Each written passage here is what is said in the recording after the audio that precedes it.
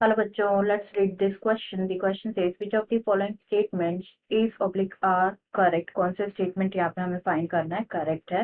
Options है. First statement given है कि जो urine है hypertonic होता है in distal convoluted tubule.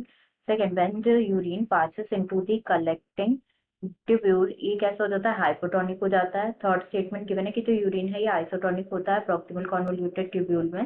And fourth given है कि जो urine है it becomes more and more hypotonic as it passes through Henle's loop. तो ऑप्शन यहाँ पे गिवन है A first and fourth, B first second and third, C given है second and third या फिर डी थर्ड ओनली. तो सबसे पहले बात करेंगे यहाँ पे अबाउट द नेफ्रॉन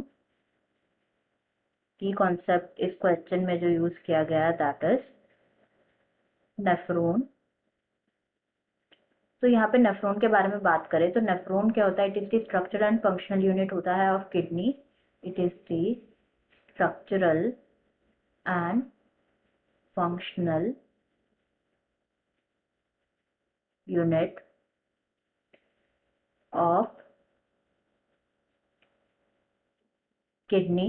नेक्स्ट यहाँ पे बात करें नेफ्रॉन के बारे में, पार्ट्स ऑफ नेफ्रॉन के बारे में. तो जो नेफ्रॉन है ये मेनली डिवाइडेड होता है टू पार्ट्स में. First is glomerulus and second is the renal tubule. The renal tubule. तो जो ग्लोमेरुलस है ये बना होता है of the tuft of capillaries. तो क्या होता है जो ग्लोमेरुलस में जो ब्लड आता है it is from the afferent arteriole and glomerulus से ब्लड जो है बाहर जाता है through the efferent arteriole. Next बात करें रीनल ट्यूब्यूल के बारे में. तो पार्ट्स ऑफ रीनल ट्यूब्यूल के बारे में. तो दिस इंक्लूड्स जो है रीनल ट्यूब्यूल ये स्टार्ट होता है with Bowman's capsule. Bowman's capsule and जो ग्लोमेरुलस है ये एनक्लोज होता है within the Bowman's capsule. Next part is PCT. PCT stands for proximal convoluted tubule. Then Henle's loop. Henle's loop जिसमें जहाँ पे दो रीजन्स होता है ascending limb of loop of Henle और descending limb of loop of Henle. Then DCT represents distal convoluted tubule in the last part of the nephron that is collecting duct. अब जो है यहाँ पे हम वन बाय वन सारे statement जो given है डिस्कस कर लेते हैं regarding the parts of nephron whether they are correct और नॉट. तो फर्स्ट गिवन है कि जो यूरिन होता है वो हाइपरटोनिक होता है डिस्टल कॉन्वोल्यूटेड ट्यूब्यूल में. तो बात करें यहाँ पे डिस्टल कॉन्वोल्यूटेड ट्यूब्यूल के बारे में, टीसीटी और डिस्टल कॉन्वोल्यूटेड ट्यूब्यूल. तो डिस्टल कॉन्वोल्यूटेड ट्यूब्यूल जो होता है ये परफॉर्म करता है वैरायटी ऑफ फंक्शन. सारे इंपॉर्टेंट होते हैं for the filtration of urine. And जो डीसीटी है, डीसीटी में क्या होता है? कंडीशनल रीअब्सॉर्प्शन होता है सोडियम का एंड वाटर का. and it is also capable of reabsorption of bicarbonate ions. Bicarbonate ions का, सोडियम आयंस का और सोडियम और वाटर का तो कंडीशनल रीअब्सॉर्प्शन होता है. ओके. एंड सेलेक्टिव सिक्रीशन होता है हाइड्रोजन का, पोटेशियम आयंस का एंड NH3 अमोनियम का to maintain pH and sodium potassium balance in blood. And जो डीसीटी होता है तो डीसीटी में जो यूरिन होता है वो कैसा होता है? हाइपोटोनिक होता है. The urine is hypotonic to DCT. तो यहाँ पे जो है यूरिन गिवन है हाइपरटोनिक होता है डिस्टल कॉन्वोल्यूटेड ट्यूब्यूल में. तो ये स्टेटमेंट तो यहाँ पे फॉल्स हो जाएगा. इट्स नॉट हाइपरटोनिक, हाइपोटोनिक होता है. नेक्स्ट गिवन है कि व्हेन यूरिन जो है पास करता है कलेक्टिंग ट्यूब्यूल में, ये कैसे हो जाता है? हाइपोटोनिक हो जाता है. तो ये स्टेटमेंट भी यहाँ पे क्या है?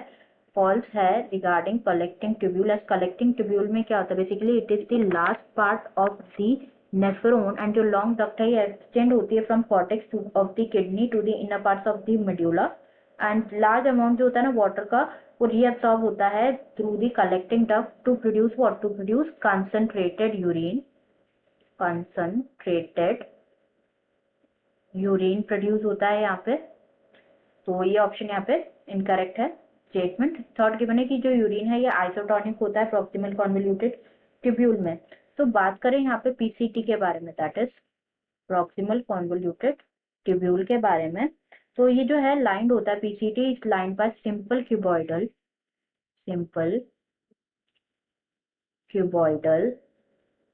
brush border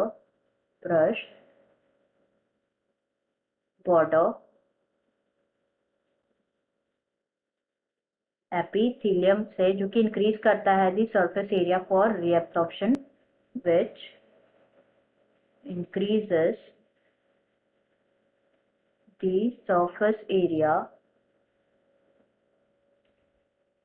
for reabsorption।